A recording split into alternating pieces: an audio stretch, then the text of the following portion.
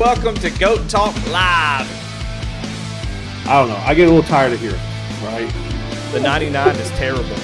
Here, I'm lacking for some reason. It's real white and flabby. WTF. What are we doing? Eddie, I tell everybody to listen that we're a really big deal. Continues to grow and grow and grow.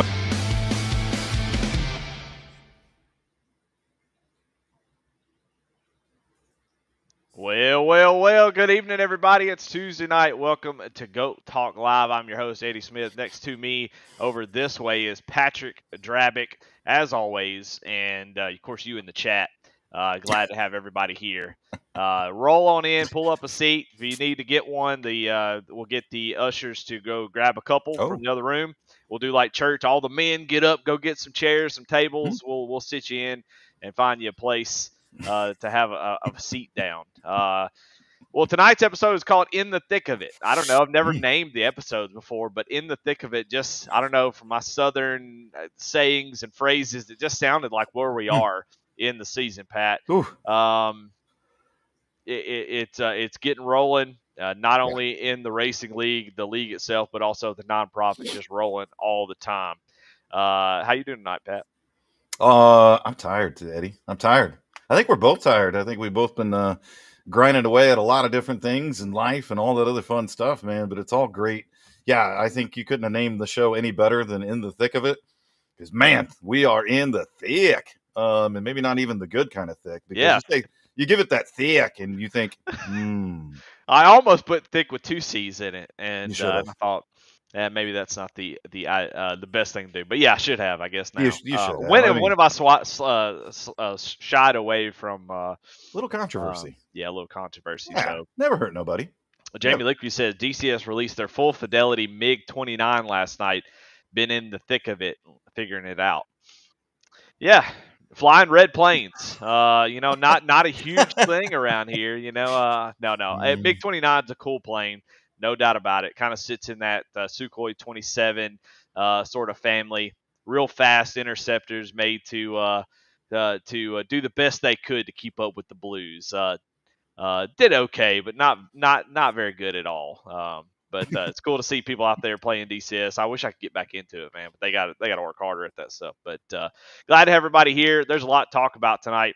And but we can't talk about any of it without SAVE22. And I want to thank them for being on board, being the sponsor of the podcast, have been this whole season. We're episode 43 in, and they've been the sponsor for, I think, every one of them, at least for a while now. So SAVE22, John Moser, everybody over there. As always, guys, we need you guys to support. If you're watching this and you're not supporting SAVE22 by hitting like, subscribe, commenting on their page, it only takes a few seconds. You have that 2 seconds right now. What I'm talking about, what we're going to talk about, is maybe not that interesting. I don't know. But you might take a few seconds before we get into it all. Right now, I'll give you some time while I just continue to fill to go over there, click like, subscribe, little comment, go to Facebook, like their posts. It all makes a difference in the world of social media. And we sure would appreciate it if y'all would support them. Let's grow together. Rising and tides, high tides, rise all ships. I don't know. It's in the thick of it. The saying. There we go. Not going to come out of it. No. But yeah, go check out SAVE22 at SAVE22Vet on YouTube and SAVE22.vet, the website right there. If you want to donate, want to check out what they got going on. They got events pages that lets you know where they're going to be. If you want to show up and be there, that'd be kind of weird. But maybe tell them you're going to be there. I don't know. Maybe just show up. I don't know. Show up with a Goat Locker shirt and hat. Let them know that you're supporting them because they support the hell out of us. I promise you that. Yes, sir. Can't wait to get with them a little bit more. Can't wait to talk to our sponsors again. I feel lonely, Pat. I know. That's on me. That's on me. I miss Amber. I miss John. I miss all of them, man. I want to get all these folks back on here, so we can't wait to chat with them again. But yeah, a lot to talk about, a lot going on as always with Goat Locker. We got so many things to cover. But we also want to, Pat, what was that new sponsor that we've got for ATYL Media? Putting you on the spot. And that was not a smart idea at all. I'm going to put you then. I know why you put me on the spot. NASCAR.shop.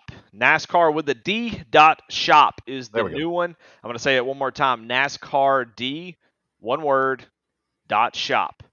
Go check them out. Don't know too much about them, but a new sponsor. You can go to let's see, they're coming out with a co-branded diecast stand with a trading card holder.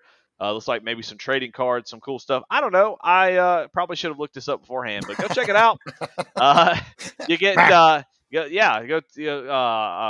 type in ATYL 2025 for 20% off, and ATYL for a 15% off your first card purchase. So hey, pretty cool. Can't go wrong there. Lets them know that ATYL sent. Of course, Taylor Kitchen done a great job with letting us be a part of her little group. Mhm. It's honestly, it's like Big Brother with his bike, kind of pulling us around on the wagon. We're in the red being pulled around by Taylor, who is doing a fantastic job. We're just along for the ride. We're just happy to be there. That's an interesting analogy. I'm gonna roll with it. Yeah. I don't mind being carried on other people's wagons. I guess. I don't Yeah. know. Yeah. Well, she's on the bike. We're in the wagon. So Right, but it's still not our wagon though. it could be our wagon. Well, It I could could be say our it's wagon. our wagon, their bike, and we're just Oh, I don't know. I like it. We do a little bit now. We bought the wagon, but they have the bike. They all the mechanic. Anyway, Can we put the Hoosier tires on the wagon instead of like Goodyears or Firestones? Can we do Hoosiers on the wagon? you can put whatever you want to. You bought Yes. it. You own it. Yes. All right. So, That's all I cared all about. right. Well, we got some people. We got Cold Gold. I don't know who you are in YouTube chat. Who are you? Cody Bain is in chat. Jacob Linke, Jamie Lipke, Brian Frauheiger. We've got Skyman21. Skylar Daly. I just like that. I like saying Skyman21. We got Logan Threlkeld, of course. Is that like a Jumpman 21 thing? Maybe. Maybe. He looks like he maybe can jump a little bit. Have you really seen him? I met him in real life. Yeah. That's right. Oh, okay. We'll roll with that. Charles Abert, he said, I'm here. Let's start now. Okay. Andy Card says that's a wild image. And, it's funny when we go back and read these comments because they're referring to something I don't even know what we're talking about. I'm assuming they means us in the wagon. I don't know. Andy Carnes is saying wheels coming off the wagon. And Jacob Ellingson says absolutely. Of course, it's funny. The comments are like probably 45 seconds behind when we say stuff. So it's always funny to see them come in. Timothy Stubblefield with a woo in chat. All right. Well, glad to have y'all here. Of course, what we always talk about when we don't have a guest tonight. The guest is Pat. And sorry. And yeah. But we got a lot of stuff to talk about in the nonprofit. Let's see. SimRig number 12 maybe in the works there, Pat. Yes, sir. So made some phone calls today. I think people realize what the process is nowadays of how we select our veterans. But if you're new to Go Locker Racing, haven't tuned in a while, or those types of things, I'll kind of briefly explain. So we will go out every now and again through social media, through a few other channels like the Department of Veterans Affairs and InVets, and they will send out some stuff saying, hey, if you're interested, this is Goat Locker Racing. This is how you apply for the equipment. We'll get a bunch of those applications in. I screen through them. I usually select the top 5 to 8, depending on how many we actually got in. I send those up to our board of directors, and then that board of directors comes back to me and says, this is the top 3. And I start making phone calls to those individuals. So that process started today, started making those phone calls today. Had some amazing, we don't have to put that up, man. I'm in the middle of something right now. It's carry on. Just carry on. Just carry on. Okay. Yeah. I get distracted easily. I think most people know that. Tell.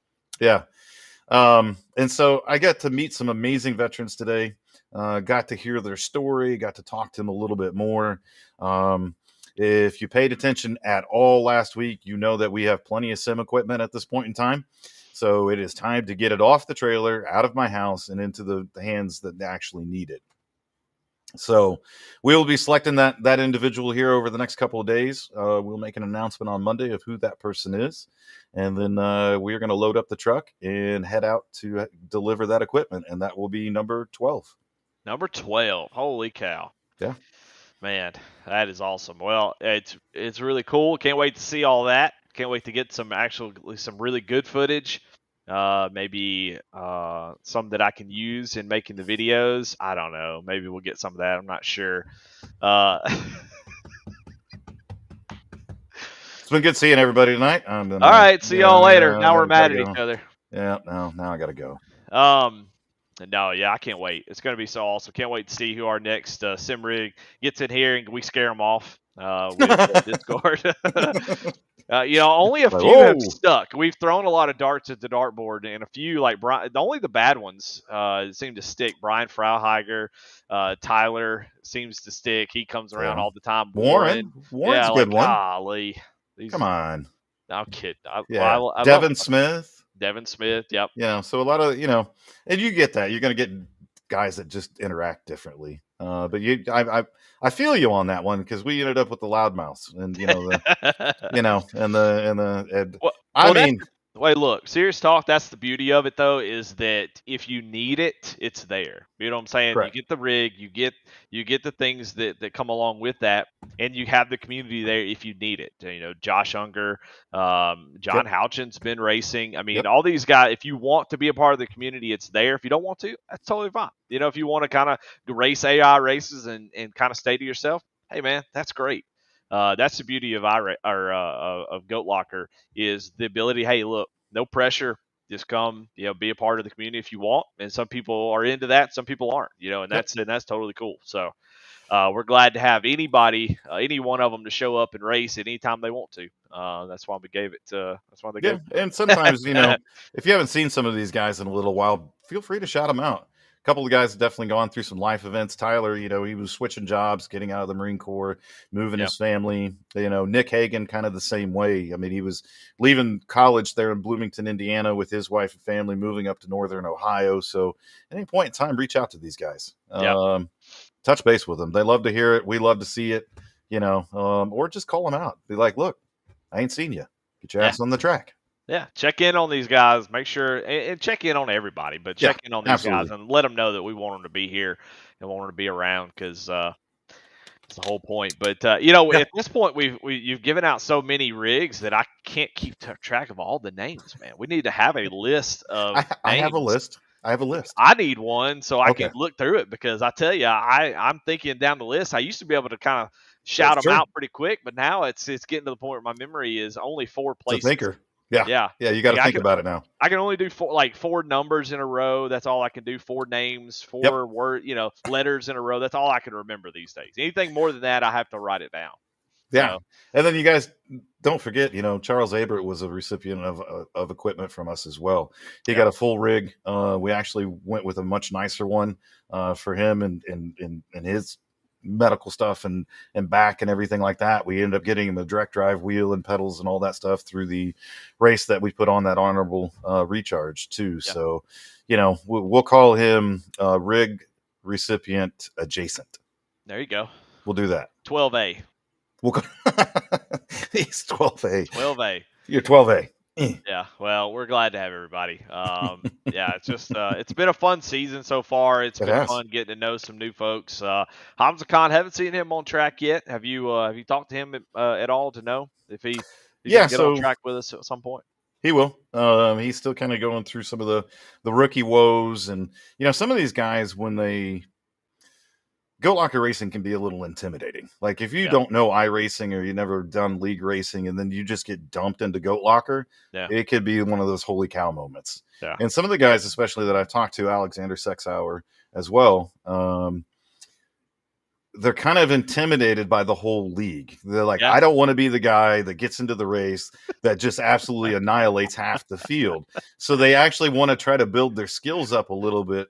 Yeah. And, and I'm always of the accord. I'm like, just come race, man. Yeah. Is somebody going to get pissed off at you? Absolutely. Yep. If somebody is going to get pissed off at you and officials? Absolutely. Who cares? Just come race. I mean, is it going to be unreasonable? Yes, of course. Yeah, it's going to be way when you get on track, everything kind of goes out the window. But I will say, Alexander Sexauer has gotten so much better in such a short time. I think if there was a most improved SimRig recipient, it would be him. I don't know if that's a fair assessment. I think there's a lot of good ones, but from the most recent ones, he has been a huge. Like when he first started, it was a little rough, but now, like I got behind him last week, and he had some speed. He was really ripping around the track, and he has gotten a whole lot better. So, good to see that. Love to see that improvement. Sort of, folks like Devin Smith obviously have been really, really good. Yes. And Warren Clayton get out there, and he knows a lot about everything. Then you get on the track, and he can't do shit. You know what I'm saying? He knows how everything's supposed to work. He gets out on track, can't do it. So I had lunch with him last Friday. For the guys that are kind of somewhat local to me, I try to grab lunch with him when I can. So I grabbed, and now that the IndyCar season's over with, it's much easier to grab his attention. yeah. And quite honestly, if you agree to pay for lunch, Warren will go anywhere. He will go anywhere for free food. Shit, I will too, man. He will go. So I got a chance to sit down and have lunch. We caught up on a lot of different things. I mean, it's always an honor and a privilege for me to be sitting next to Goat Locker Racing's sexiest man alive. Yeah. I mean, that was a pretty amazing experience for me. Yeah. But he talked about that. He talked about tombstone. I will. I definitely will. I need to write that down somewhere. But we talked about that. He talked about like not really being able to translate his knowledge into iRacing, not being able, because he's done some things like with an F4 team. He's been behind the wheel of some cars. And I've heard that from quite a few real racers, that you don't get the seat of the pants feel, which is really how you drive the car, how you understand what it's doing. And so they have a hard time kind of translating some of that stuff over. They could use the sims and things like that to learn a track or to get visual markers for braking points and things like that. But actual driving style, it's hard to translate. Well, I think that's a win for iRacing, because iRacing is so realistic that you think that you can take real world stuff and apply it to it. You know what I'm saying? It's that real that you think, okay, well, if it works in real life, it should work on iRacing. I think that's a big up for iRacing, because that definitely is how it feels. But I mean, it's still a game. You know what I'm saying? There's still game things to it, where sometimes you got to learn to play the game too. Sure. It's always funny to see guys who first get into setups. They start downloading a bunch of like real world setup guides, and they're like, all right, well, if you do this, just do this. And a lot of times some of that stuff works, but then you go see setups from guys who are real fast, the top level setups. You'll see some of the wackiest stuff. Oh yeah, because they're just playing in the sandbox that iRacing gives them. It's ones and zeros, baby. That's it. That's all that it is. But yeah, so SimRig 12 in the works. I'm gonna let you take number B. That's good, man. I see what you did there. That's pretty incredible. You keep me on my toes. So yeah, I mean, in case no one can really read the hat, which they probably can't. There we go. Let's do that number. So we were invited out. I was invited out to Juncos Hollinger Racing today. And if you don't know who they are an IndyCar team. Stingray Robb and Connor Daly are the two drivers that race for them. This year coming up in 2026, they're actually going to field a Indy Next team as well. And if you have not gotten the Indy Next car on iRacing and tried it out, do it. That car is fun. It is a tremendous amount of fun. If you were trying to learn the IndyCar or get better at the IndyCar, get the Indy Next chassis, get out there and have some fun with it. And who knows, you might see it in Goat Locker soon. I'm just saying. But I had an incredible time out at Juncos Hollinger Racing today. It is always fun for me to go to these race shops because I'm a race fan at the end of the day. So as they're walking me around the shop, somebody's talking. It's wah, wah, wah, wah, wah, because there are pretty cars and haulers and everything else all over the place. And I'm just, And I tell you, one of the things that always kind of, it shouldn't surprise me nowadays, but you walk into an IndyCar team's race shop, it is very sterile. It is very clean, all those types of things. But the other crazy thing is it is September the 18th, I believe is today's date. Yeah, they're already building their Indy 500 cars. That is how important that race is. That they are already working on the chassis of that car. They're already working on the tub of the car to get the carbon fiber just right and all those types of things. And it's always one of the areas they're like, don't even breathe in that area. I'm like, okay, I'll hold my breath as I walk by. I don't want to, get contaminate anything. Yeah. But, one of the goals of Goat Locker Racing, amongst all the things that we're doing, is we want to get more people together. We've had tremendous success at getting people together at racetracks. We went to Bristol last year. We went to the Coca-Cola 600 this year. We sent, a family out to the All-Star weekend. We sent a couple guys out to the Indy 500. And so one of my goals has always been to lock arms with a race team that wants to lock arms with us. Yeah. And so this was just another step in that direction. So there's going to be a lot of really, really cool things that come from, my visit to their shop today. And I can tell you unequivocally how impressed they are with Goat Locker Racing. When anybody sits down and looks at it and goes, oh my goodness, you guys are not only racing 7 nights a week, but you're broadcasting 7 nights a week. And I'm like, yep. The poor guy Eddie is wore flat out. I mean, we just wore. Team. I got a great team. We just wore his ass out. No, I'm fresh. I'm fresh and ready to go because of my team that I got over here at V-Speed, man. Knock it out of the park. Yeah, so they were just incredibly impressed with what we're doing, and incredibly impressed that we are utilizing racing to help heal people. In a very unique way. There are a lot of organizations that will take, veterans and first responders and people out to races and things along those lines, but there is absolutely no one in the world doing what we're doing. Yep. And so they were, like I said, incredibly impressed. It's always funny to me when, they think it's an honor for me to come to their race shop. And I'm like, I'm nobody, dude. Like, I'm nobody. But thanks, Can I get back on the sim for a little while? Because I got to try out. You love me so much. Well, I got to try out their sim, and that was a whole lot of fun. I mean, that was a tremendous amount of fun. But, we got a lot of really cool things coming up. I can't tell you the amount of work that's happening behind the scenes. You guys see a lot of the work that happens behind the scenes when it comes to the racing leagues and all that stuff. The amazing work that Dan and Tim and Jake and all of the people are putting together. Regis, who threatened to whoop my ass if he ever meets me in real life last night. So good on you, Regis. I like that. That is my love language as well. So we just got this awesome, and Logan Sturgeon as well, who I don't know what he does really besides sling barbecue sauce, but he's here and he does some things. But we got this tremendous team that's doing this incredible work throughout the league to make all of these things happen. And you talked about it, Eddie, the incredible work that goes behind producing and making sure all these races are broadcast with a top-notch broadcast. It's not garbage. It's not junk. It's not slapped together. It is well thought out, well produced, well executed. So there is a ton of work that happens with that, but I can't even begin to explain how much work is happening in the nonprofit, the work that, I'm putting in, that Andy is putting in, with all the different meetings we're taking and everything else. But, today was one of those very fun days for me to go out to one of these IndyCar race teams, to be welcomed with open arms, for them to go, wow, you guys are just doing tremendous work, fills my heart for sure. So yeah, and we've had so many meetups, so many guys going to races, to stand behind in the pits of race teams and talk to the actual pit crews. I mean, there's been so many opportunities. See how a race is broadcasted, who actually does the work.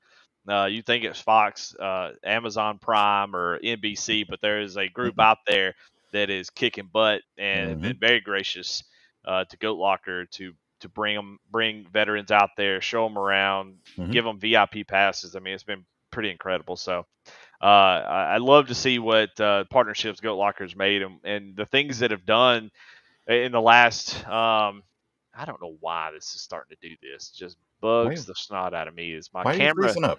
It times out for some reason. It just started doing this. I'll come back in just a second.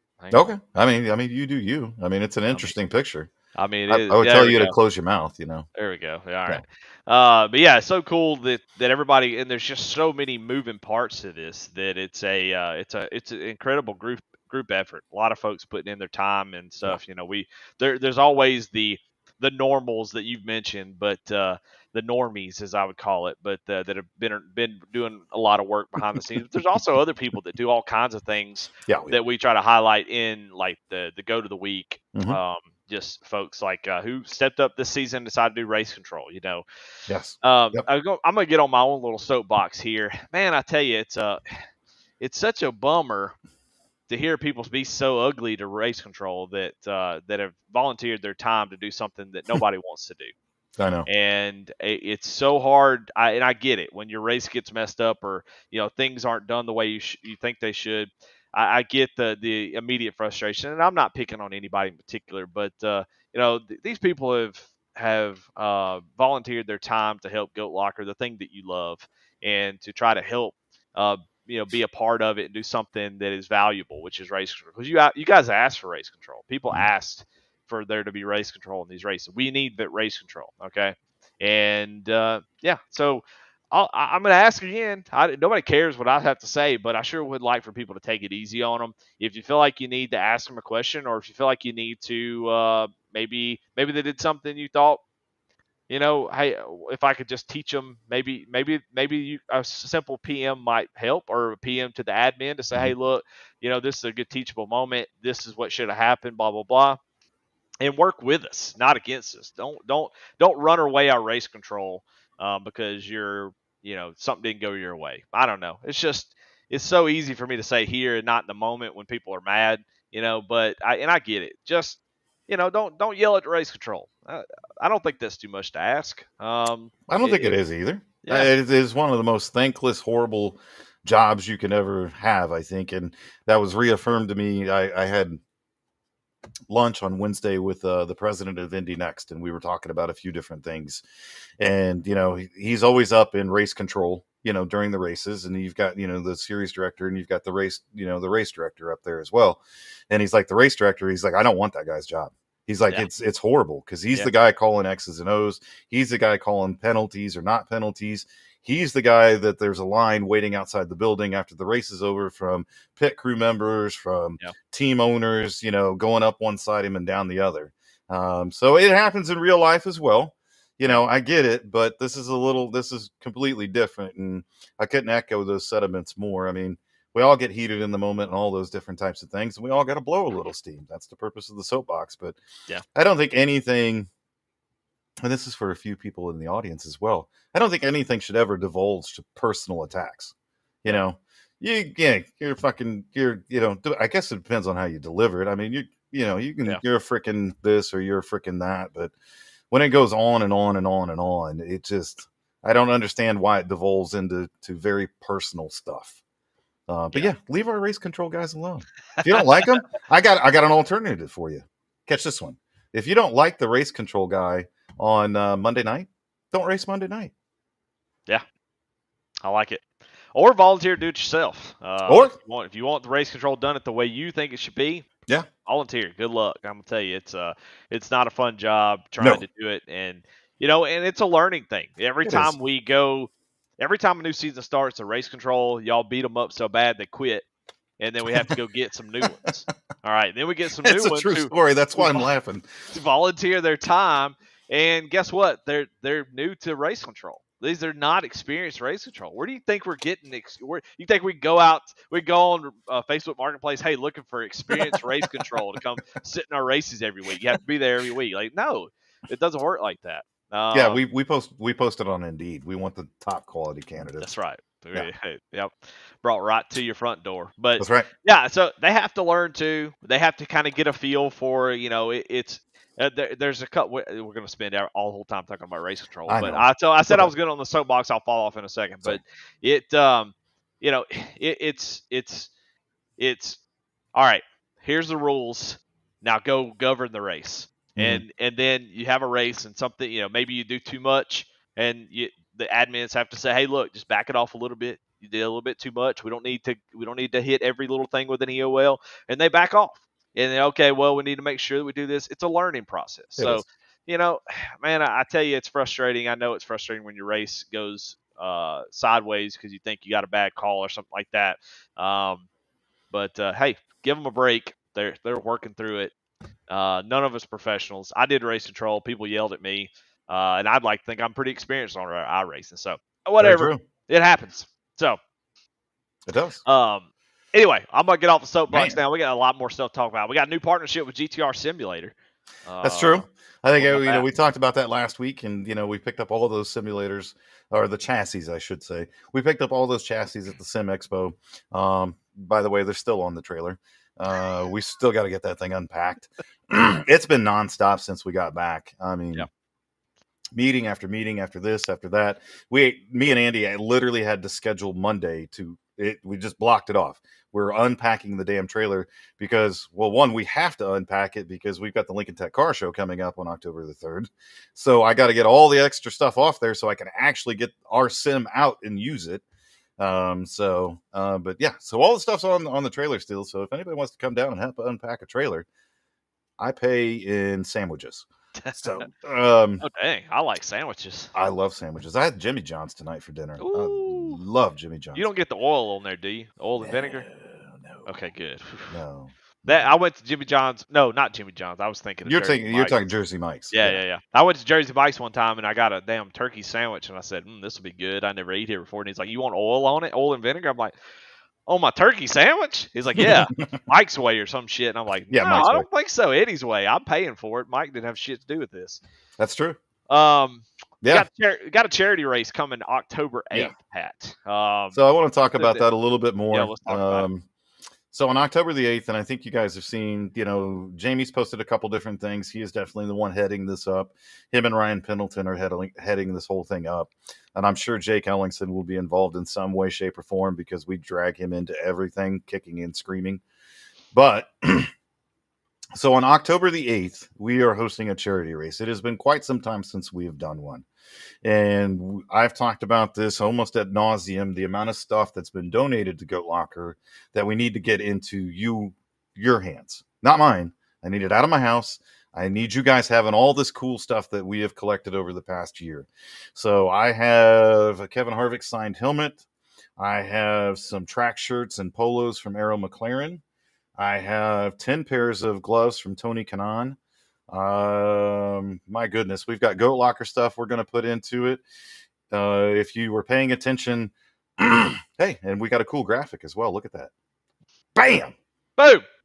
And if you're paying attention last week, MK Fire Designs was tuned in. So Mitch from MK was here and said, I will donate a custom engraved plaque to the winner of the race. Oh my God.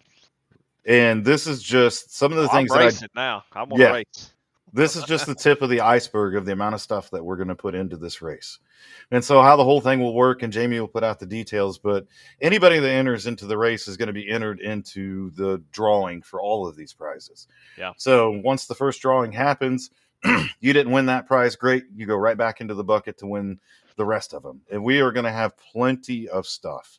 Some really, really cool stuff. So if you're looking for some track shirts and things like that, I actually have 2 William Byron track shirts that are going to be a part of this event as well. Oh, sure.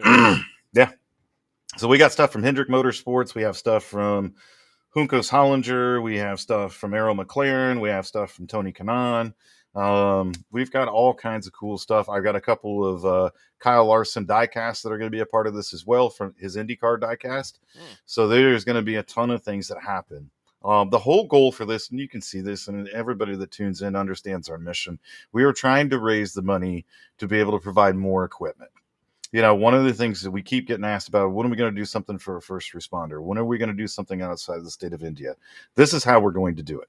Yeah. We're going to go out there and we are going to raise the money and we're going to do this. Let me jump in real quick. Yeah. The reason why he's saying that is that the grant that is given by the Indiana Department of Veteran Affairs, the part of the agreement is that it's for Indiana veterans. Correct. And so for those of you who are new and wondering what does all that mean, Goat Locker has a grant with Indiana Department of Veteran Affairs, and it's for the veterans in Indiana. And Goat Locker, while so happy to serve the vets of Indiana, would love to move on, move outside of that and be able to do things for others as well. So sorry, go good. No, I want to perfect. Yeah. And one of the things we truly want to do is provide one to a first responder. We have a lot of great guys, not only that race with us, but that are a part of these communities and things along those lines that deserve the recognition the same as a veteran does. Yeah. And so our goal from this race is to be able to provide a simulator to a first responder and a simulator to a veteran outside of the state of Indiana. So you heard it here first. I want to raise $5,000 out of this event. It might sound like a pretty lofty goal, but there's going to be a lot of advertising and push going outwards about it. We're going to put a lot of cool prizes and everything else behind it as well. So stay tuned. Over the next few days, Jamie's going to start pushing out a bunch of social media. We're going to do the same thing. You're going to hear us like and share, like and share, like and share and comment, and then like and share some more. The more people we can get involved, the better. But it'll be a heat race type thing, so it's going to go off on a Wednesday.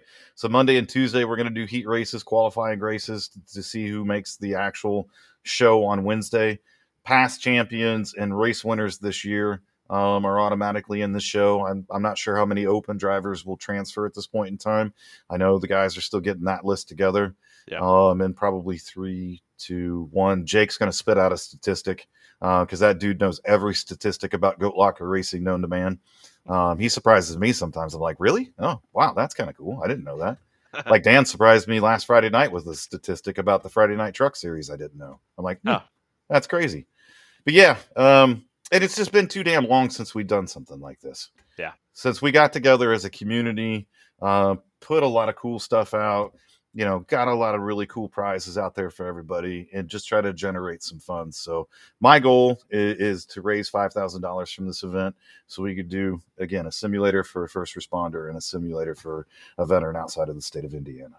That's awesome. Yeah. And, what is the difference between a fundraiser race and just a regular old race? Well, we try to get, fundraisers are a little bit more focused on what's Goat Locker about. We talk about the series during the races, and we try to make sure we talk about Goat Locker. But this will be a big race where we really get to hit home about what Goat Locker is. We get some new eyeballs. They're not going to watch just some random league race if they don't know anything about Goat Locker, unless they're involved with it or they just happen upon it. So if we advertise for it, get a whole lot of people, they can hear the goal, the sort of the charge of Goat Locker, understand what it is, and it just makes it it just gets the brand of iRacing out there, the goal and what iRacing is trying to do out there, and in a nice little package where you can show other people. So hey, this is what they're doing. This is what they're these guys on the track. This is what they do. This is what they're a part of. So. It'll be a fun event. I can't wait. I think ARCA at Las Vegas, a lot of thought went into the car and track. I thought that was really interesting to kind of sit on the sidelines and see the conversations, because it was going to be the Cup car in Atlanta for a while, and then Echo Park, and then we had the Next Gen Series run Atlanta in the Next Gen. It was just kind of a not a great show. No, so it was not. And so far, it's hard to really argue that the ARCA car doesn't put on the best show, because it has been pretty incredible this season. So ARCA car at Vegas seems like a pretty solid track and car combination. And it should be a fun few days. And it will be. It'll be something that's different. Yeah, and it's just going to, again, give us a chance to come together, all of us to come together, have some fun with it, and raise some money so we could put some more equipment into these Warriors' hands. And so I'm excited about it, but there's a lot going into it. We're going to have some special guests up in the booth as well. Eddie's tired of listening to me, so he wants to talk to some sponsors. Chris from Glove Station will be coming on as a guest during the broadcast. Had a wonderful conversation with him. I know we're going to talk about, the racing series and all that stuff. They could not be more impressed what's happening with the ARCA series. It's incredible. They lucked out. I'm gonna be honest. Yeah, they did. they hit a home run picking the ARCA series. Yeah. They I had to, I kind of broke some things down to him today, and he's like, "That's incredible, man." But Chris from Glove Station will be on. Matter of fact, Chris from Glove Station is sending some gloves. They got some new stuff they haven't even announced yet that they're going to ship to me that we're going to put a part of this race as well. Yeah. So I'm going to get a new shipment of gloves in from Glove Station. We'll get those out to everybody too. Well, and even people who don't race will have a chance to win stuff. Oh yeah, absolutely. So you don't have to race. You don't have to be in the race. If you don't make the race, doesn't mean you can't win some of this stuff. It's going to be for people in the chat, people in the Facebook chat, and the YouTube chat, all over. Yep. Yeah. And I hope we get to show enough racing, because we're going to just be giving out prizes left and right, dude. Left and right. Love it. Yeah, and it's some really, really cool stuff at the end of the day. So I'm excited for it. Hey, if you know a vet first responder that is into video games, into racing, send them there. Make sure that they're a part of it as well. How about that? That might be a smart idea. Might be. Maybe. All right. Well, that's exciting. I can't wait for that. It's going to be a lot of fun. Just going to be a fun event. Get together with everybody. Yeah, anytime we can do something that's not serious league racing, it's always sort of a fun time. Oh, come on, Eddie. What? You know there'll be hurt feelings out of this event as well. Yeah, but I don't care. You know what I'm saying? That's fair. You know, Yep, like I got you. if you have hurt feelings after a fundraiser race, go kick rocks, man. Find the next can that you see on the side and go kick it. Yeah. Beat it, Roach. But yeah, it's gonna be a great time. Can't wait. Yeah, it will be. Can't wait. It really will be.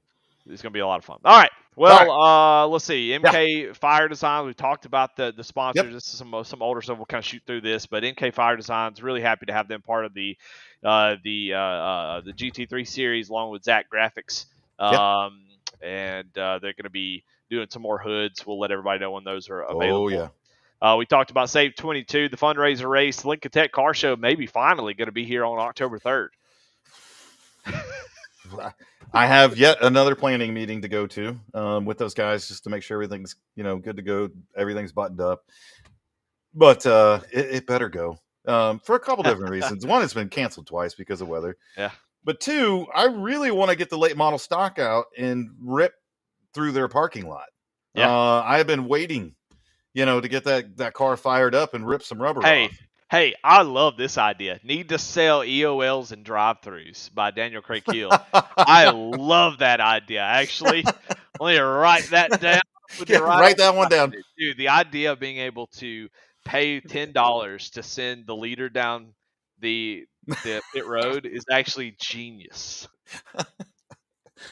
I am so tickled at that idea. I'm writing it down right now. There's going to be guys that don't even get to get off pit road then. They're going to get black flagged every damn lap because people are just going to keep chucking $10. And I don't give a shit. I don't care. I wouldn't care one bit if that happened. If somebody paid $100 to watch the leader go down pit road every single green flag, that's the best $100 I could ever see being spent. I can't disagree with you. I can't disagree with you whatsoever.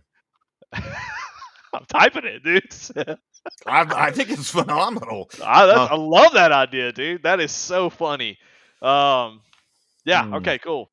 I like that. Flip the field on the start for $50. Dude, these are great ideas. Hey, phenomenal. Hey, look, y'all write that down, and we'll come back to it on a discussion in a bit, and we'll see what other ideas you guys have. Because I love I love this idea. Like, I'm trying to think. I'll let you guys figure it out, and y'all do the thinking. I'll do the talking. So Lincoln Tech Car Show. Yes, sir. Did you finish talking about that? Yeah, it's October the 3rd. It's a Friday from 5 to 8 p.m. at the Indianapolis campus. If you happen to be around, come on out. We're gonna have a great time. We're gonna do the official a presentation to Alexander Sexauer, which will be a lot of fun. Yeah, we got a couple cool things we're gonna present to Lincoln Tech as well. Just in case Lincoln Tech's tuned in, I don't want to talk about it, but we got a couple of cool things that we're going to present to them. They've been a tremendous partner. This is year 2 with them. So yeah, super excited about that. And we got all kinds of stuff that's going to be happening. We'll be back at the Future Farmers of America convention with Lincoln Tech again this year. That makes me tired just thinking about it.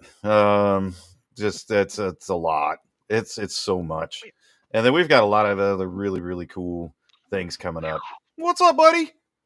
What's up, Dottie? See, that's the best guest we've ever had. Hey, look up there. Look there. Right. Look. Hey. Yeah. She's like, I don't think so.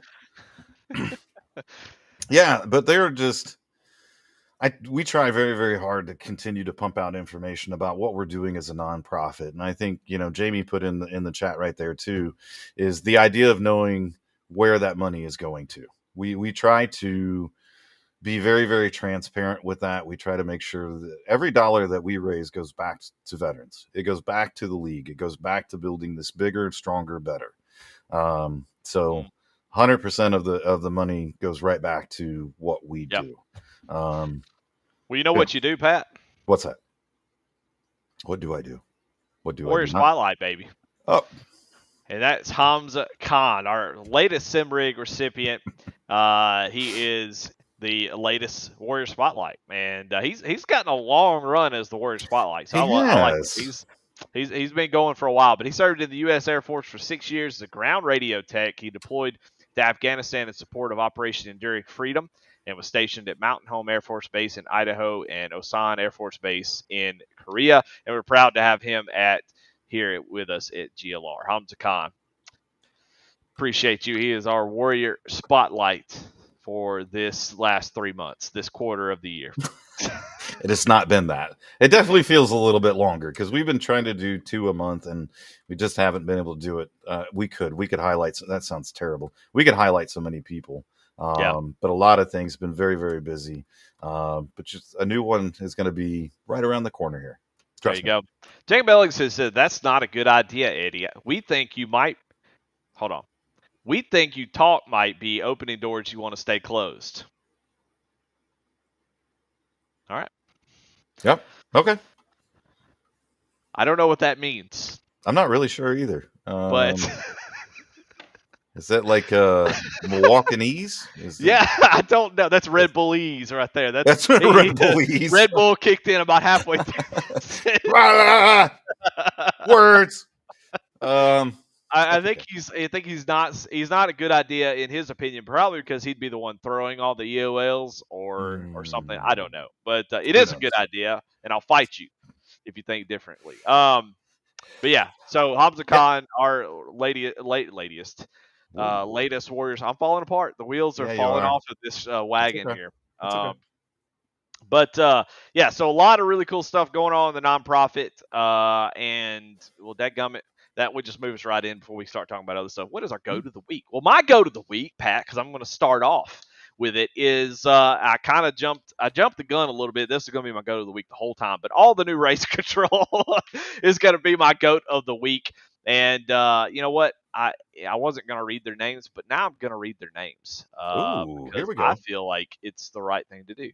So give me 1 second. Boom! Doug Macedo on Sunday. Rob Kubat on Mondays. Noah Hogard, sorry. On Tuesday, James Goshen or Goshen, I don't know, whatever. Broadcaster choice, I think is what those names are. I think so. Daniel Krekeel, assuming on Thursdays is what it says. Nice. Fridays is Jamie Lipke, and then Saturdays Charles Abert. So, either the ones to praise or the ones to yell at, I don't know. Preferably the first one. But those are my goats of the week because they stepped up when we said we needed some folks, and they said, well, I don't know what I'm doing. And we said, we don't care. We just need somebody here. And they stepped up. They did what nobody else did, which is step up to race control some races. So those are my goats of the week, and you can't have them. Okay. Great. That's awesome. So my goat of the week is everybody that continues to reach out to me. I have gotten a lot of messages, over the years, obviously, but a lot recently that people are sitting down and they're thinking about how can I help Goat Locker Racing? And I've been on phone calls with guys within the league too. You'd be surprised some of the guys that have reached out to me. You're like, really? You got on a phone call with that guy? I did. Because they know a local business owner over here and they think we would be a perfect match for it. They want to be involved as much as they can. So to watch this community and this family really, and that's what I always say, welcome to the family, to new members, grow and support each other has been tremendous. And so continue to hit me up, continue to be like, hey, I talked to Tim over at, Best Boot Barn over there. He's a good buddy of mine. And you guys, you don't have a boot sponsor. What do you think about getting a boot sponsor? I'll be like, put Tim on the phone. I will talk to Tim from, Best Boot Barn. Yeah. I love that, man. I love so much that people are so committed and love Goat Locker so much that they're willing to kind of go out there and see what they can make happen as well. So thank you.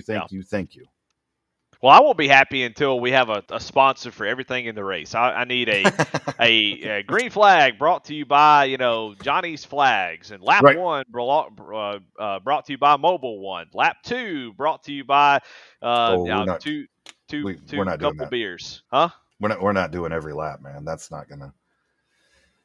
We're not doing that. If they pay enough money, you will. Yeah, okay. All right. You got me on that one. But it'll be the whole damn thing will be one. I feel bad for the announcers then.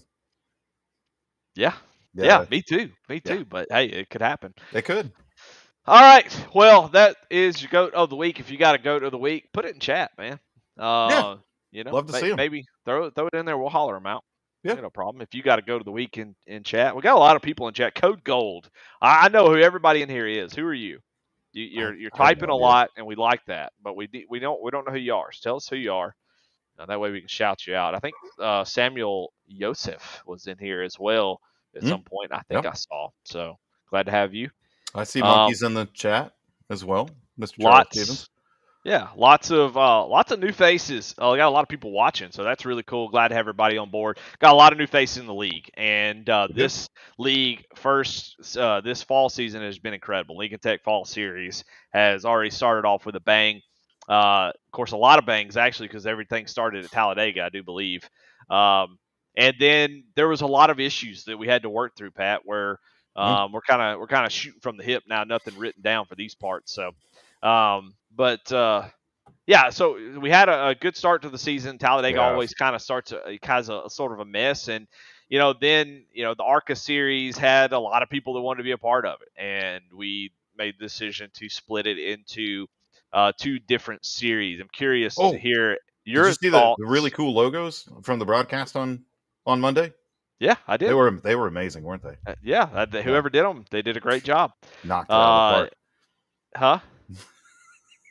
Yeah, I think it was pat on their back motorsports or something like that. I don't know. Something like that. It was something like that. That's a double meaning. I like that. I know. So really cool to see the outpour of just people wanting to participate in Goat Locker this season. But the ARCA series splitting up into two. I'm curious your thoughts, Pat, so far on the split. How do you think it's been going? I don't know if you've been able to sit and watch the races. Oh, yeah. How do you think the split has that been a decision that you're happy with? Just what are your thoughts about it? Well, one, I will tell you, I typically don't watch the race broadcasts. I mean, I just got so much stuff going on that I got to take a break every now and again. But I will tell you, I have tuned in every Monday night, and I don't watch races. I don't. I don't watch our races. Yeah, but I've tuned in every Monday night because it's incredible, man. I said this a couple different times, but the work that went into that was just tremendous. In a nutshell, we said, hey, we're getting together. It's Labor Day. And we got together at noon on Labor Day. A bunch of people did. And said, how do we fix this? Not, no other discussion was except for how do we fix this? How do we make this work with this amount of people? Yeah. Not how do we cut it down? How do we this? How do we make this work? And then, Regis Clark was the first one to throw up the idea of ARCA East and ARCA West, and man, it just took off from there. And then you got involved in the conversation, and then Jake Ellingson went into Jake Ellingson mode and just started grinding. Dan Crackeel went into Dan Crackeel mode and started grinding. And me personally, I could not be happier. It is one of the coolest things. I don't give a shit who you are, what league you've ever raced in, whoever you've watched or any of that stuff. Find something cooler than what we're doing on Monday nights. Yeah. I dare you. Not only do we have an ARCA East and ARCA West, we have the Pro-Am splits. I find something cooler than what we're doing on Monday nights. Yeah. Find another league that has 70-something drivers that show up every Monday night. Yeah. Not to be a Debbie Downer a little bit, but all this work went into splitting this thing up so everybody can race. You guys better be showing up every week. That's one thing that if it gets down to like 10 car counts, I would be, because y'all made a big stink about, I want to be able to race. You better be showing up. I was saying we better be filling both fields. So I don't want to see car any of this 20. Amazing. Yeah, I don't want to see no 20 cars per race crap for all this stuff. But no, anyway, it's been awesome. I think the racing is cool. Having 4 winners a week is so weird. I think Jacob said it best. It's been sort of a nightmare to keep up with. I can only imagine from you guys' perspective. Well, I not really from my perspective. I feel like we've gotten comfortable in the broadcast. We've hit on something that worked. Yeah. We liked being able to have one announcer on the West, one on the East, and that way they can keep, when they're not calling the race, they're keeping up with what's going on in that other race. They're writing stuff down, and that way when we come back to them, they can catch the viewer up. We're not really ever missing anything. So I think the broadcast side we've got, but it's the people are keeping up with the points and the team championship, the Pro-Ams and all that stuff. Good Lord. Daniel Craig Keel, Jacob Ellingson, and anybody else that's involved in that. Oof. We need to Oh, get somebody else on we board. need to staff it a little bit better because it just I don't know. I won't even say out of nowhere, man. You know, one of the things that Goat Locker Racing is becoming known for is just one of the best damn racing leagues. And Yeah. so people not only want to come here and support our mission and things like that, they want to be involved in the racing. Yeah. You know, we talked to a few people up at the Sim Expo that just knew us because of the racing. Yeah. And so it's the incredible racing and all those other types of things. I'm still trying to figure out Parks Motorsports scale there. The broadcast is tits out of 10.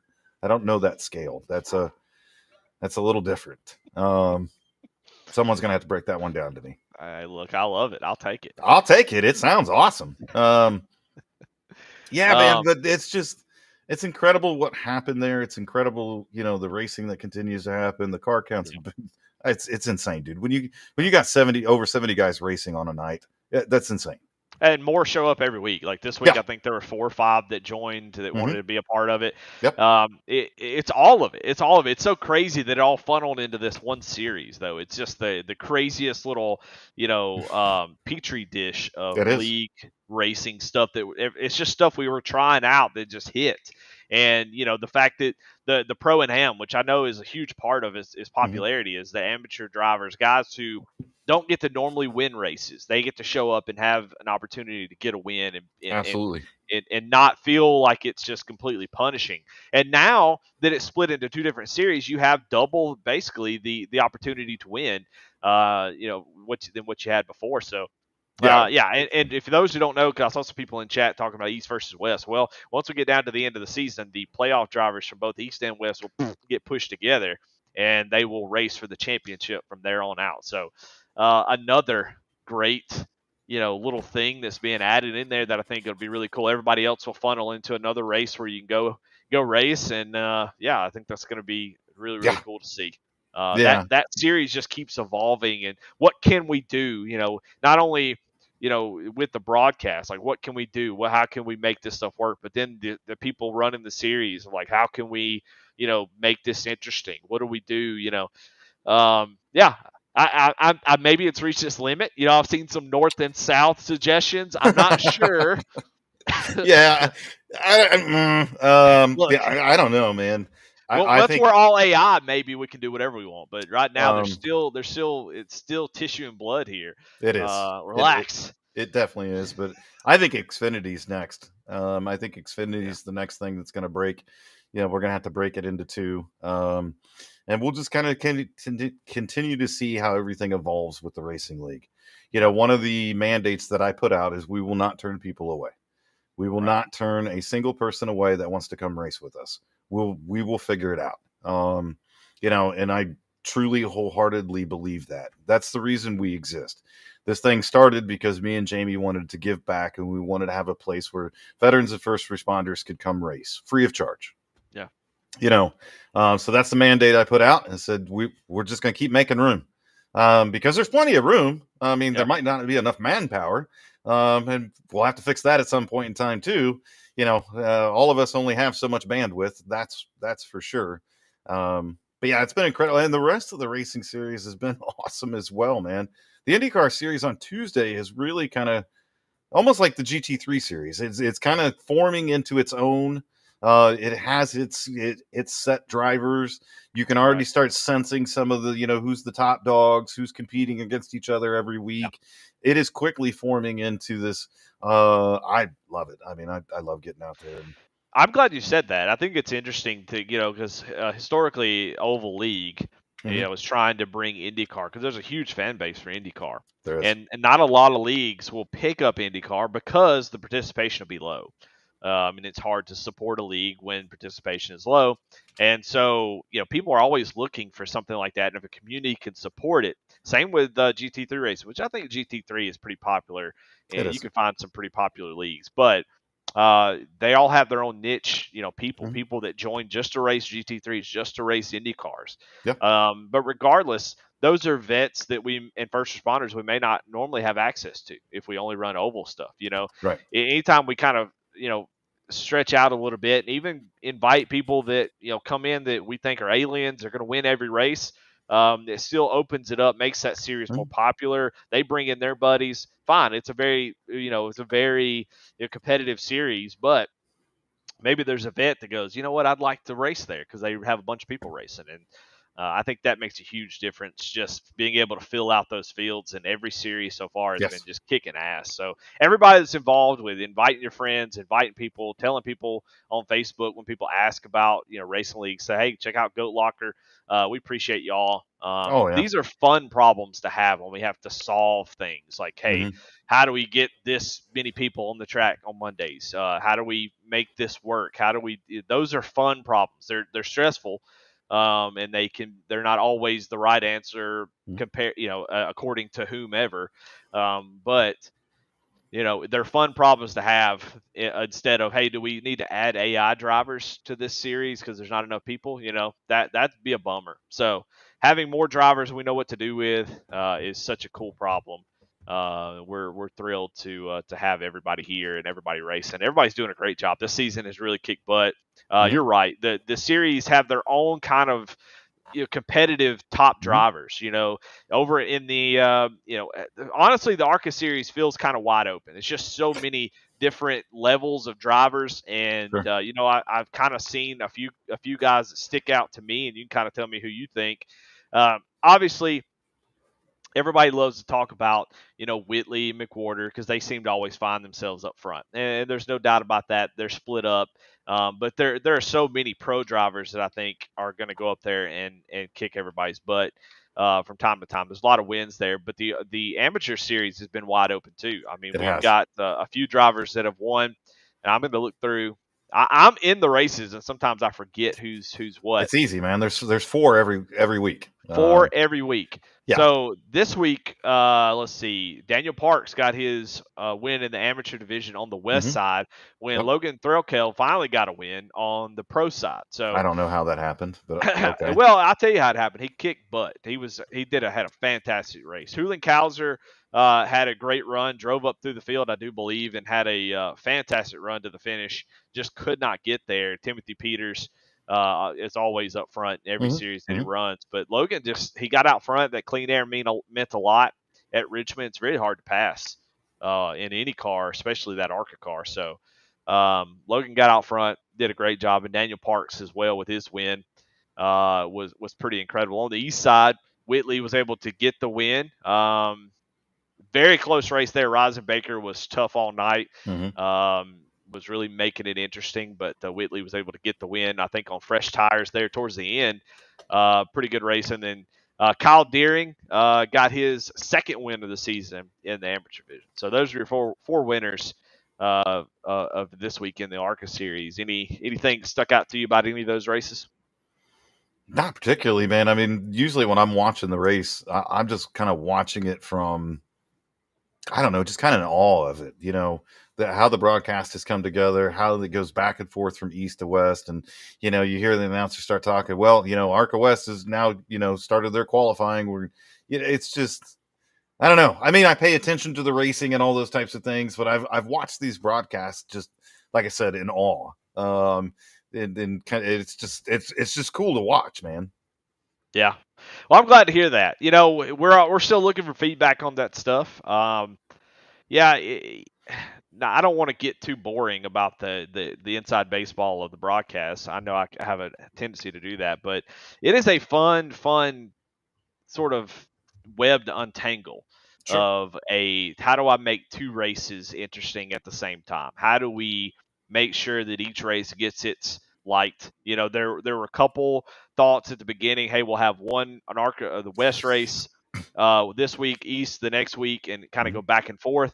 Just didn't like the way that sounded. Then it was like, one of my ideas, okay, this week we'll have 70% of the race of the ARCA East be shown, and then 30 of the West, and then split flop the next week. And then I just don't like that either. It's how do you do 70% of a race, So then we staggered the starts, and then it's like, okay, that gives us the opportunity to get into the East race, tell where everybody's starting, give the grid, get into the race, get the flow going, get everything kind of settled up. The caution happens. We kind of talk through it, and then swap over for the grid, the start of the West race or whatever's the race is second. Yeah, and it seems to have evolved. It's just an evolution of how do we make this interesting and where the viewers can kind of keep up with it too. That's also a Sure. challenge for me, is how do I make sure that we're able to make sure you guys can go back and watch it and know what the hell's going on, or Right. your grandma is watching. No, that the grandma test is always sort of my idea of a broadcast.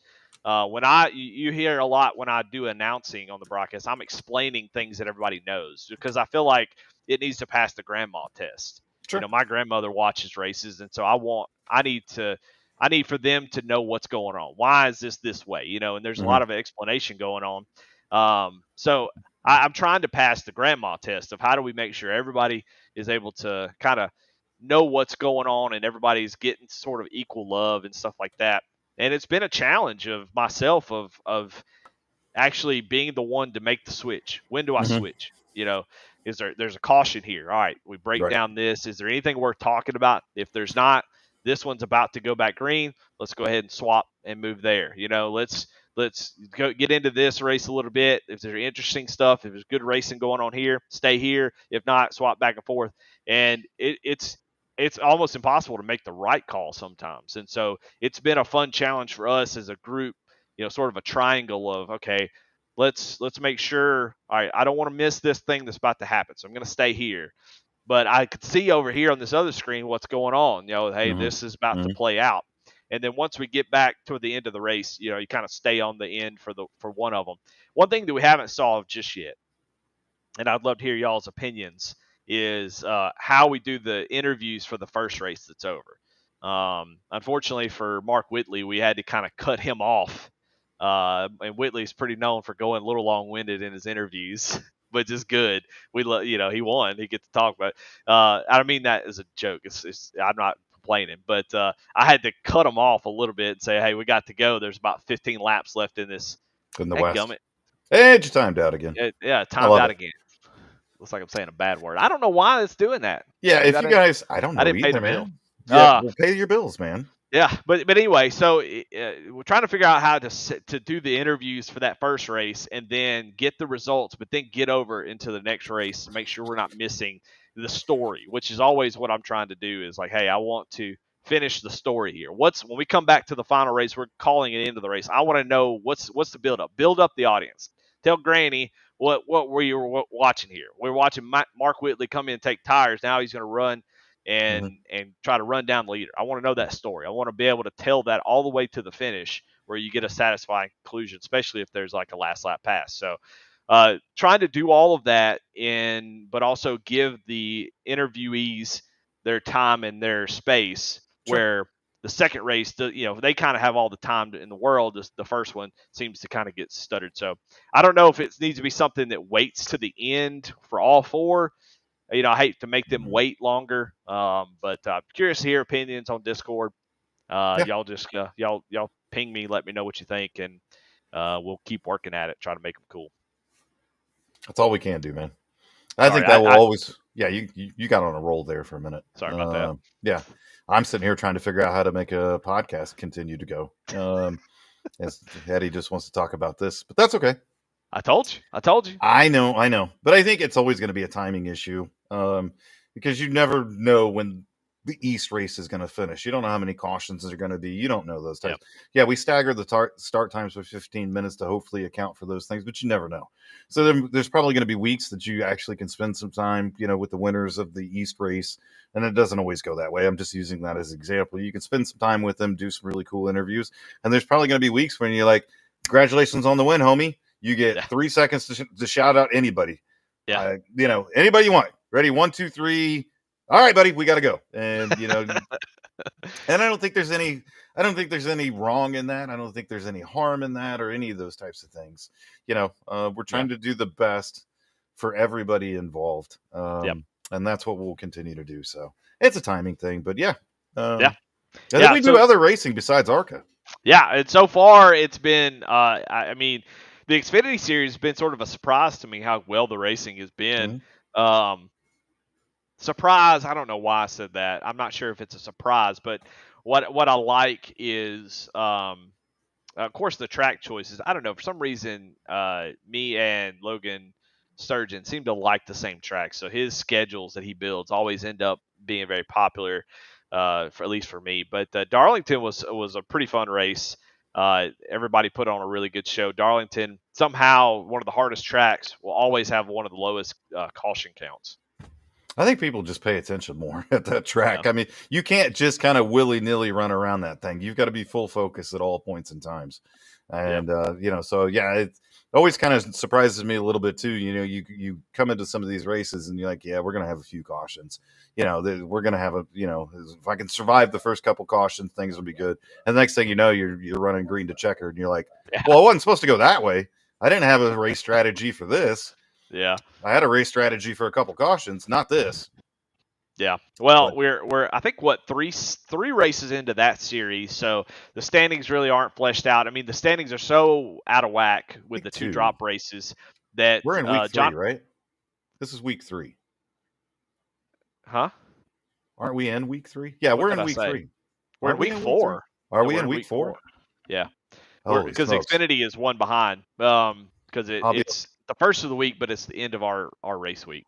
Ignore me. But yeah, Jonathan Cofield actually leading the point standings. He's got 2 wins on the season because of the drop week. He dropped one of his wins. So one of his winning races actually dropped. If you look at the Xfinity Series standings, so Frederick Seagraves, of course, got the one at Talladega, and that series Cofield's been kicking butt so far. So Milwaukee gonna have to show up and try to stop this win streak that he is on up to 2 in a row now. But that series just puts on some good races. Now that car, obviously popular in real life now that the next gen kind of is poo-pooed on itself. The Xfinity car and on iRacing, I still think races really, really well. It does. The Glove Station ARCA series, I have no idea about the points there. I don't know. We're all waiting for Ellingson and Craig Hill to release the tapes. Release the file. Release the list. We need it. We don't know what the points are. But it's going to be wild. I think they're still trying to iron out the issue of Talladega being a singular race. So they'll get it figured out. We'll have point standings out, during the off week. It's typically what we do. We let everything kind of sort out, during the first 5 races, let iRacing kind of catch itself up a little bit. We're also working with our software, Extreme Scoring. And so when the off week rolls around, we will piece all that together. We will start posting, point standings and playoff standings from the off week moving forward. But you can always check in on things on iRacing. It's always kind of one of the most crazy things to me. Where are the point standings? Just log into iRacing, homie. I mean, just click on the league, click on standings. Boom. Yeah. Done. Well, who's hating on the Xfinity car these days? Hal and Kowser, what are you talking about? No. Where? No. I have no idea. That car puts on amazing races. Fake news. IndyCar series. Been really cool. This is such a unique series. So much fun. Well, until they put us in a downpour at Long Beach. Yes. That was not fun. It was fun for me. I was broadcasting that day, and it was a blast to watch. I'm sure it was. Well, a little controversy this week in the IndyCar. We have to talk about that. Pretty excited. I love controversy here at Goat Talk. Well, Rick Ravon, I believe is his name. Come on to race the IndyCar. That's his exclusive series. Talked to him after one of the races at Long Beach. Seemed like a pretty swell guy. Don't know him outside of that, and was going for 4 in a row, but when actually won the race, crossed the line first at least, but did not change his tire compound, which is a requirement in the IndyCar. And he had to go all the way back to the end of the lead lap, which gave Nathan Graham the win at Barber. So a little bit of drama, a little bit of stuff going on, race control, staying on top of that kind of stuff. That is a rule in IndyCar. You got to change compounds. If you don't know, there's 2 compounds. You got a primary and an alternate. An alternate is sort of a grippier. It doesn't last as long. It's only on road courses. And then you got a harder tire that's the primary, and you have to run both of them. So, yeah, IndyCar is its own little thing. And I recommend people get into that Indy Next chassis. start checking things out because IndyCar is so much fun. But yeah, on the road courses, you also have push to pass, and you've got your tire Yeah. compounds. So there's a lot of things to think about when you're on a road course, managing that push to pass, and then making sure you meet the requirement of changing tire compounds. Yeah. Ovals, it's a little, you don't have to worry about tire compounds. You don't have push to pass. You've got a weight jacker you can screw with now, which could be to your advantage, or sometimes just jacks you up even more. Who knows? Yeah. But yeah, IndyCar's been tremendous. Yeah, we had a little controversy, so we haven't had to do that one yet, but it's pretty easy at the end of the race to see if you Yeah. switch tire compounds or not. And unfortunately, he did not. I've heard some things through some different channels that Raven is actually probably one of the top IndyCar drivers out there on iRacing, and so it's Oh, kind of really? cool that he's here with us. Oh, He's that's been awesome. pretty dominant I was against. gonna say it really shows. I mean, against the best that we have to offer. I mean, Nate Yeah. Nate Graham is pretty unreal when you put him behind the wheel of one of those things and hit a road course. Yeah. Cody McElwain, well, Provo's really Provo, good. Ryan Pendleton. Yep. You think about some of the ringers that we got around here, and yeah, he's been out there whooping butt. But got to change those tires, man. Got to change those tires. Got to change those Well, tires. boy, we're getting ready. We're getting into our little month of May coming up. I'm telling you. For the IndyCar, we got the road course coming up next week, and then you got Indy Oval, which I'm excited for. Yes, sir. iRacing has put a lot of care, just like the Real Series does on the oval. It's on iRacing. It's its own car. It's its own type deal. The car drives so much better than any other oval. It's the weirdest thing, but they have done a whole lot to make sure that when the Indy car is on the oval, it is fantastic because it really is a whole lot of fun. It's a lot of strategy, a lot of fuel saving, just like in real life. It is. But just the race itself is just going to be a blast. So can't wait for that. The Indianapolis road course is a fun road course in my opinion. For the ovals that come off or the road courses that come off an oval, so like the Roval, Daytona road course, Homestead's got one, quite a few. I think that one's probably my favorite. I love the Indy road course. It's a lot of fun. It is. It definitely can be. And yeah, I mean, to kind of talk about what you were just talking about how much time and attention has gone into the car and the Indy, and the track for the Indy 500 on iRacing. It's always crazy to me too how much time and energy and effort the teams put into it. Because when I was at Juncos Hollinger Racing today, they're already building their 500 cars for next year. Yeah. Well, Warren says they paint the cars different. The way that they paint those, they right. So instead of being wrapped, most of the time those cars are wrapped just like NASCAR. It's the easiest way to do it. All those types of things. Normally, the Indy 500 cars are painted. That way, you don't have any type of imperfections in the wrap. You don't have things kind of sticking up a little bit. It is a very smooth paint with quite a few layers of lacquer. So that thing is about as slick as it can be, cutting through the air going down the track. It is insane. It'll cut a fart right in half, I tell you. Yeah, it's really cool. We got Indy after in the next couple races. Then you got Detroit, which will be it'll be fun to watch. I wouldn't want to race it. Good gosh.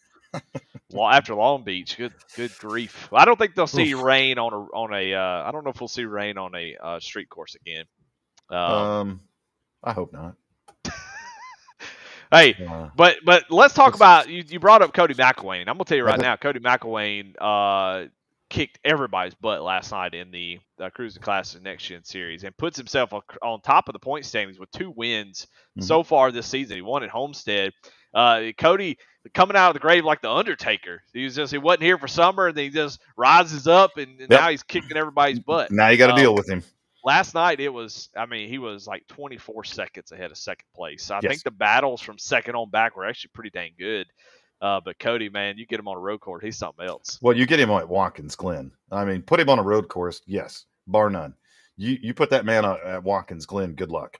Good luck staying, within. I think that's a hell of a win. Somebody stayed within 30 seconds of him. Yeah. I did. For me, when I race against him at Watkins Glen, I hope to stay on the same lap. If I don't get lapped by him, I feel like that's a huge win to me. He is unbelievable talent. We have quite a few of these guys, just an unbelievable road course talent. Yeah. But there's something about Watkins Glen and him that just clicks. I've never seen him lose a race at Watkins Glen. ever. Yeah. Like trucks, next gen. I don't give a crap. I don't think I've ever seen him lose a race at Watkins Glen.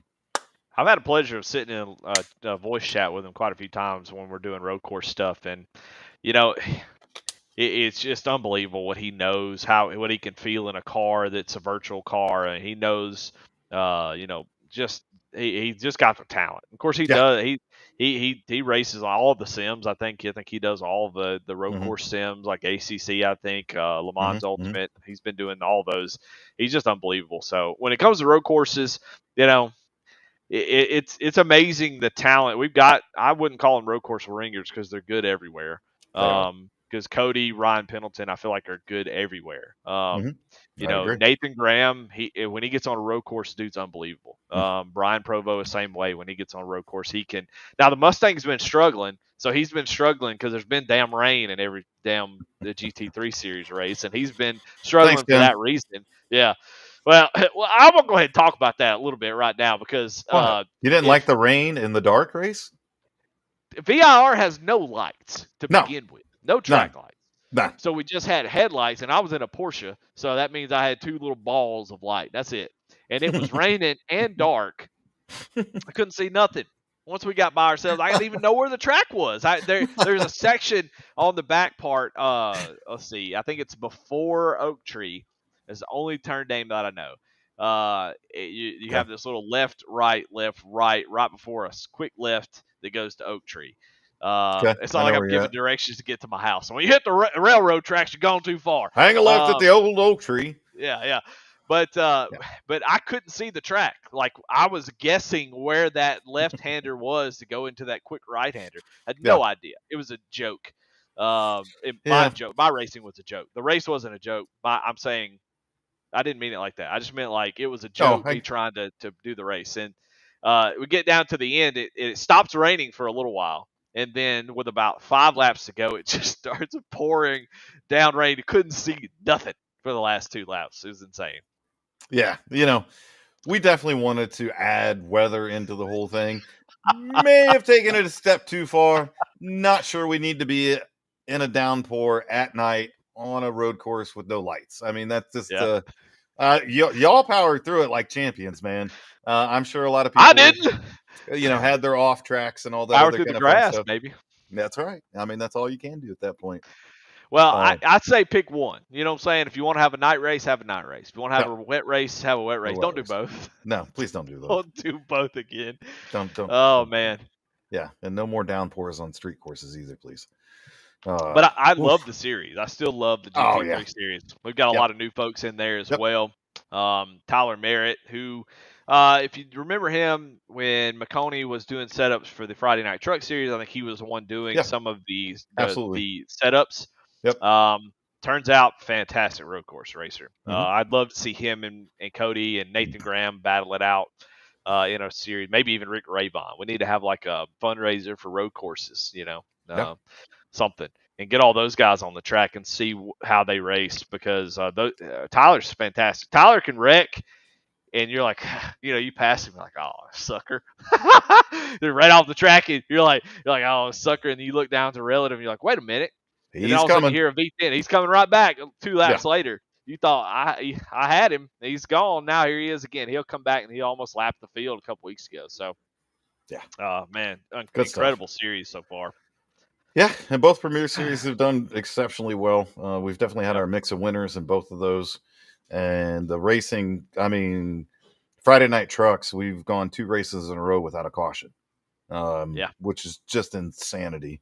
And we were at Charlotte Motor Speedway and Nashville Super Speedway. So it's not like these were some, incredibly easy tracks to drive or any of those types of things. You go through your rounds of green flag, pit stops and everything, no cautions for 2 straight races. So the racing has been absolutely incredible on Fridays.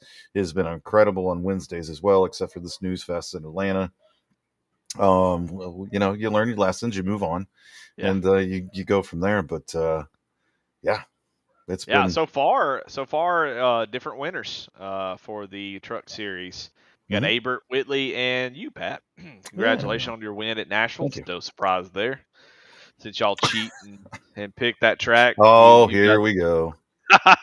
Here we go. You mean you Yep. actually chose a track that NASCAR actually goes to and races on? No way. And you put it at night too. It's the perfect GLR Oh, combo, that's some say. crazy. Hey, look, I say pound for pound. I was giving Logan his props for his schedule, but this if you look at the SAVE22 Trucks Series schedule Yeah. after Nashville, Oh it's boy, here we go. Kansas, Dover, Rockingham, Watkins Glen, Darlington, North Wilkesboro, Michigan, and then a stinker at Texas and Richmond, and then Bristol Homestead for the round of 8. Pretty sweet little run of schedule here for the Friday Night Truck Series. Those will be really, really fun. Yeah. All of them do, man. It's so much fun, and it's a good time. I love getting out there and racing when I can. I've definitely missed more races this year than I wanted to, but a Yeah. lot of things going on and all that other fun stuff. But can't wait for the race tomorrow night at Kansas. There's some guys that are going to be stupid fast. Jake Ellingson always seems to do really, really well at Kansas. Gardner's going to be there. If Whitley shows up, we'll it's gonna be a fight. Yeah. It's gonna be a fight. Well, and I'm guilty of this. I know the late model guys are kind of Did you see that? what's See that that? comment from Mr. Gardner? Race? I wasn't even a Dash for Cash race, Dash for Cash eligible, you idiot. Yeah. Oh, I well, wasn't even eligible.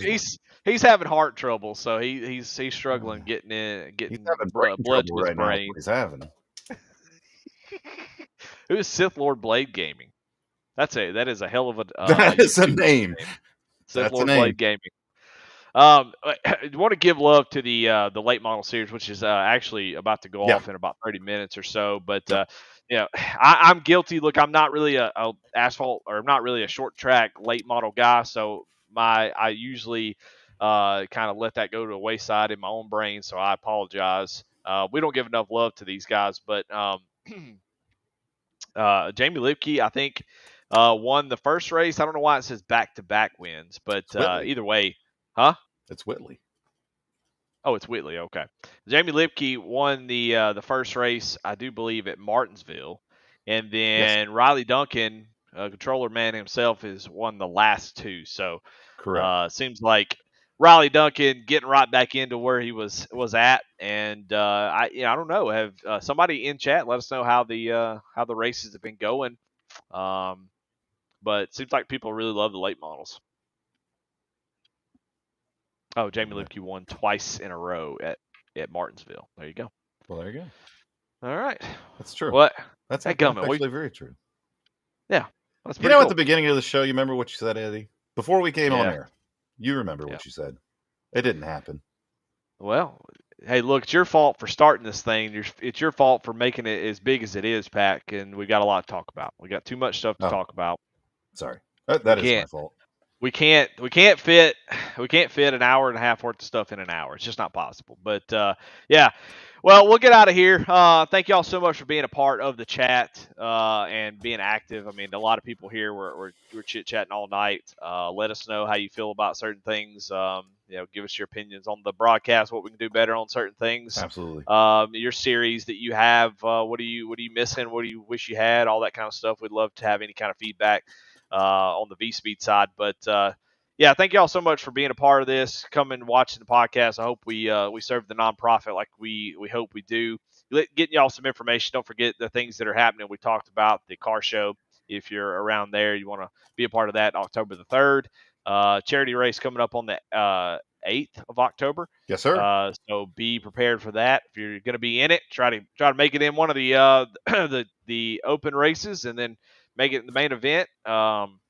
If you don't make it in the race, come by, hang out. There's plenty of opportunities to win some stuff. And thanks to everybody that puts in a lot of work. So many people, it's impossible to thank everybody and it be right. But thank y'all so much for making this such a great place to be. I look forward to everything that I do with Goat Locker, and it's because of you guys who are here, all the vets, first responders, everybody that is a part of this. We appreciate you and hope we serve you well. So you guys have a great week, and we'll see y'all next week. Go check out, go join a race, spectate the late model series, and then be here on V Speed tomorrow night for the SAVE22 Truck Series. Thanks SAVE22, thank Taylor Kitchen, and everybody over there at ATYL Media for what they do. Thank you, Pat, for being on board, and we'll see y'all next week. See you guys. Bye. I need some music.